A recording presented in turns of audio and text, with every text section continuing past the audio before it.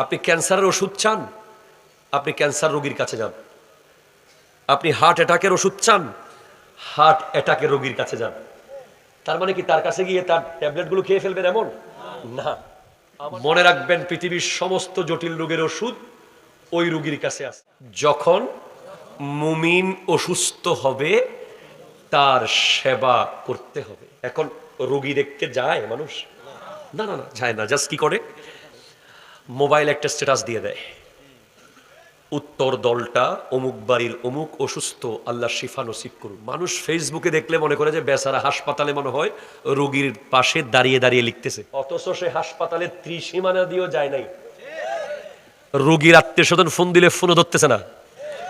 যদি by chance টাকা হাওলাত খোঁজে, যদি কয় যে হাসপাতালে আসি, টেস্টের বিল দিতে পারতেছি না, একটু কি আসবেন, এই ভয়ে ফোন ধরে না। কথা কন তো। বিনিময়ে কি হারায়? যে রোগী দেখতে যায় না তার লসটা কোন জায়গায়?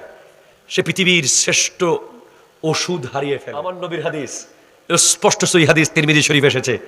আমার নবী ইরশাদ করতেছেন, যে ব্যক্তি কোন জটিল রোগীর সামনে গিয়ে আল্লাহর ওয়াস্তে যাবে, তার চেহারার দিকে তাকিয়ে একটা দোয়া পড়বে, আলহামদুলিল্লাহিল্লাযী আফানি মিম্মা ইবতালাকা বিহি ওয়া ফাদ্দালানি আলা কাসীরিন মিম্মান খালাকা তাবদীলা।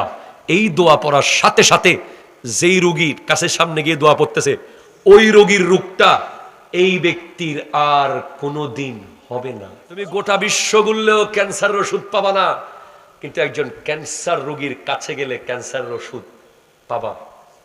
শুধু কি করতে হবে? তার চেহারার দিকে তাকিয়ে এই দোয়াটা পড়তে হবে। এটা ইউটিউব অনলাইনে গুগলে সার্চ করলে দোয়াটা চলে আসবে।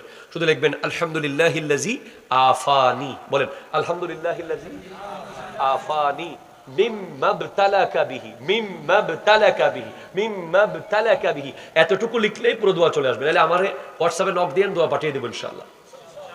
একজন হার্ট অ্যাটাকের রোগী, আপনার পরিচিত আত্মীয় স্বজন, তার বাড়িতে আপনি যান, তার সাথে দেখা করেন আল্লাহর ওয়াস্তে। আবার আমরা দেখি রোগী দেখতে যায় পয়সাওয়ালা হলে, গরিব রোগীর খবর নাই। দেখি আগামী 7 দিনের ভিতরে একজন রোগী দেখতে যাবেন, কে কে হাত তোলেন। ওয়াজ শুরুতে বলেছি আমি ওয়াজ করতে আসি নাই, আমল করাইতে এসেছি। আগামী 7 দিনের ভিতরে একজন রোগী দেখতে যাবেন, কে কে? ইনশাল্লাহ বলেন। রোগী যদি না থাকে হসপিটালে যাবেন। আপনাদের এখানে হসপিটাল নাই? ঘরে ঘরে রোগী আছে, যাবেন ভাই। ওয়াজ শুনে চলে যায় না, আমল করেন। আমি বহু ঈদ কাটিয়েছি রোগীদের সাথে। আমার গত বছর ঈদও গেছে ঢাকার একটা হসপিটালে, কি নাম ছিল, মুগদা হাসপাতাল। মুগদা হাসপাতালের ওয়ার্ডে ওয়ার্ডে গিয়ে রোগী দেখছি ঈদের দিন। ঈদের দিন আইসিইউতে থাকা রোগীর থেকে জিজ্ঞেস করিয়েন ঈদ কাকে বলে। ঈদের দিন বার ইউনিটে থাকা অর্ধজ্ঞা পুড়ে যাওয়া রোগীকে জিজ্ঞেস করিয়েন ঈদ কত প্রকার। আপনি একবার ঈদের দিন গিয়ে দেখিয়েন, তখন আপনি উপলব্ধি করবেন পৃথিবীতে আপনার চেয়ে সুখী মানুষ আর কেউ